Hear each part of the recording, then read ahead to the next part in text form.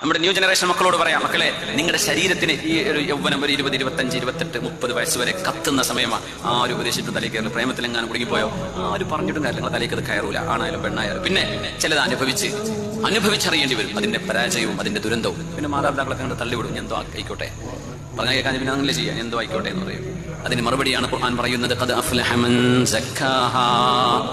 ആകാശത്തെയും സൂര്യനെയും ചന്ദ്രനെയും പ്രഭയെയും പകലിനെയും രാത്രിയെയും മനുഷ്യ ശരീരത്തെയും അതിന്റെ ക്രിയേഷനിൽ വന്ന പെർഫെക്ഷനെയും അള്ളാഹു നമുക്ക് നന്മതിന്മകളുടെ അടിസ്ഥാന ബോധം നൽകിയ വിഷയം അടക്കം പറഞ്ഞ് സത്യം ചെയ്തുകൊണ്ട് അള്ളാഹു പറഞ്ഞ വിഷയമാണ്, നിങ്ങളുടെ ഈ ശരീരം നിങ്ങൾ നിയന്ത്രിക്കണമേ. ക്യാമ്പസിൽ മുഴുവൻ ആളുകൾക്കും ഗേൾഫ്രണ്ടും ബോയ്ഫ്രണ്ടും ഉണ്ട്. നീ അതിന് നടക്കണോ? നീ പഠിക്കാൻ ചെല്ലുന്നല്ലേ എന്റെ ക്യാമ്പസ്? അങ്ങനെ ഒരു നാച്ചുറൽ ഇംഗ്ലീഷ് ഉണ്ടാവും. നിനക്ക് നിക്കാഹ് ചെയ്ത് ഹലാലായ ഒരു ഭാര്യയെ ലഭിക്കുന്നവരെ നീ നിന്നെ നിയന്ത്രിക്കണം. അതിനാ ശറഅ് പറയുന്നത്. എന്നല്ല തോന്നിയ പോലെ നടക്കണോ? കിട്ടാത്തത് കൊണ്ട് അങ്ങനെ ചെയ്യുന്നു, അങ്ങനെയല്ല. തിന്മയുടെ അവസരം ലഭിച്ചാൽ പോലും തിന്മയിൽ ഒരു മുഅ്മിനായ മനുഷ്യൻ ചെന്ന് പെടാൻ പാടില്ല.